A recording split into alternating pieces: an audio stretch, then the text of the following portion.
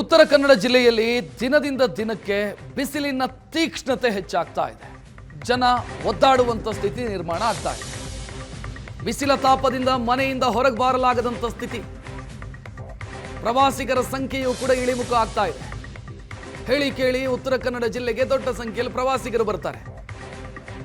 ಆದರೆ ಈಗ ಪ್ರವಾಸಿಗರ ಸಂಖ್ಯೆಯೂ ಕೂಡ ಕಡಿಮೆ ಆಗ್ತಾ ಇದೆ.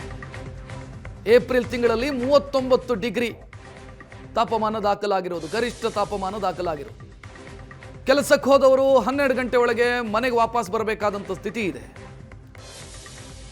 ಡಿಹೈಡ್ರೇಟ್ ಆಗ್ತಿದೆ ಬಾಡಿ. ನಿರ್ಜಲೀಕರಣದ ಸಮಸ್ಯೆಯನ್ನು ಜನ ಅನುಭವಿಸ್ತಾ ಇದ್ದಾರೆ. ಆ ಕಾರಣಕ್ಕಾಗಿ ಜ್ಯೂಸ್ಗಳ ಮೊರೆ ಹೋಗ್ತಾ ಇದ್ದಾರೆ.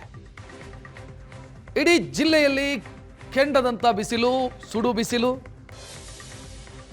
ಬೆಳಗ್ಗಿಂದ ಶುರುವಾದರೆ ಸಂಜೆವರೆಗೂ ಕೂಡ ತಾಪಮಾನ ತಗ್ಗಲ್ಲ.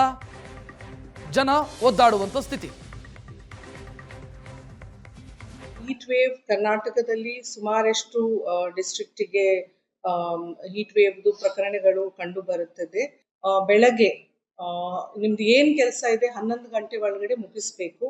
ಆದಷ್ಟು 11ರಿಂದ 3 ಗಂಟೆ ಆ ಟೈಮಲ್ಲಿ ಬಿಸಿಲಲ್ಲಿ ಹೋಗಬೇಡಿ. ಅಕಸ್ಮಾತ್ ಹೋಗ್ಲಿಕ್ಕಿದ್ರೂ ಕೂಡ ನೀವು ಕಾಟನ್ ಬಟ್ಟೆಗಳನ್ನು ಧರಿಸಿ, ಲೈಟ್ ಕಲರ್ದು.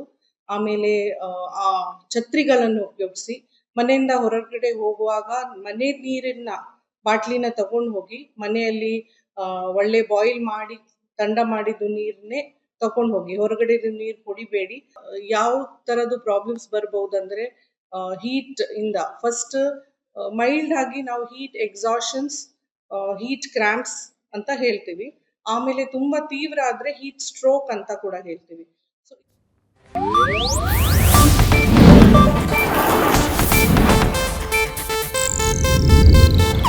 ಇದು ಏಷ್ಯಾನೆಟ್ ನ್ಯೂಸ್ ನೆಟ್ವರ್ಕ್ ಪ್ರಸ್ತುತಿ.